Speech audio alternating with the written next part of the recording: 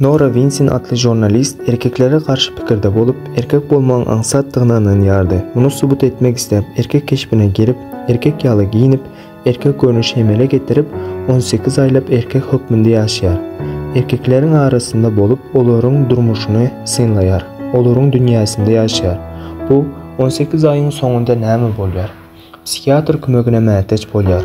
Ruhtaydan yaramaz hala düşer. Erkek bolmaň nä derejede agyrdygyny, nä derejede kynçylyklydygyny dolu duýup görýär. Soň bolsa bu barada kitap ýazýar we pikirini düýbünden ötkediýär. Şunun için erkekler hakda pikir aytmakdan ozal, olaryň ýagdaýyny bilmän, diňe daşyndan garap baha bermezden ozal, iň bolmanda bir wagt olaryň ýagdaýynda ýaşap görmeli. Eger bir aýal diňe 18 gün erkek ýaly ýaşasa da näme beýle kyn diýip soraýar. Men aýallary gaty sylaýaryn, gaty eziz görýäryn. Hakykatdan hem edep ahlakly, hormatly münasip aýallary. Ýöne red flag häsiýetli feministleri däl.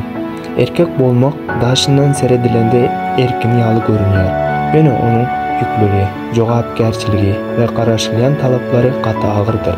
Erkek duýgularyny gizlemeli, hemşe güçlü görünmeli, başkalar adasını öz üstünde almalı, etçek yanlışının cevabını özü çekmeli, ağlasa uşaq hasaplanmalı, näçe yıkılsa da yine turmağa mecbur bolýar. Hiç kim erkek ýagdaýyny nähli diýip soramayar. Köpleri sessizce göreşýär, sessizce yıkılýar, sessizce dikilýär. Şunun için adamlar bir-birine diňe ayal erkek boýunça baha bermezden birek-biregi düşünmäge, durmuşun yükünü bilelikte çekmäge hereket etmeli. Hakyky hormat düşünmekden, duýgudaşlykdan başlanýar. Ayal bilen erkek bir-birine karşı däldir. Bir-birini tamamlayan jübüklerdir.